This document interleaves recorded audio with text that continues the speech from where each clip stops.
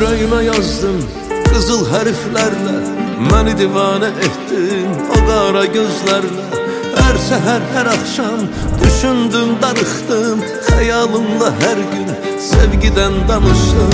Sən ürəyimə yazdın qızıl hərflərlə, məni divanə etdin o qara gözlərlə. Hər səhər, hər axşam düşündüm, darıxdım, xəyalımla hər gün sevgidən danışdım.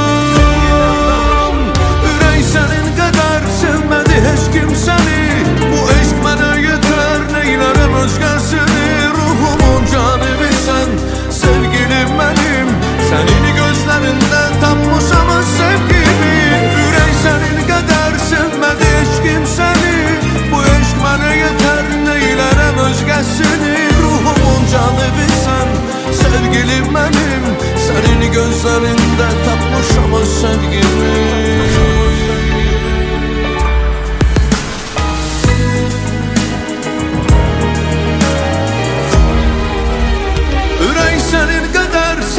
Heç kim səni, bu eşq mənə yetər, neylərəm özgəsini. Ruhumun canibisən, sevgilim mənim, sənin gözlərində tapmışam öz sevgimi.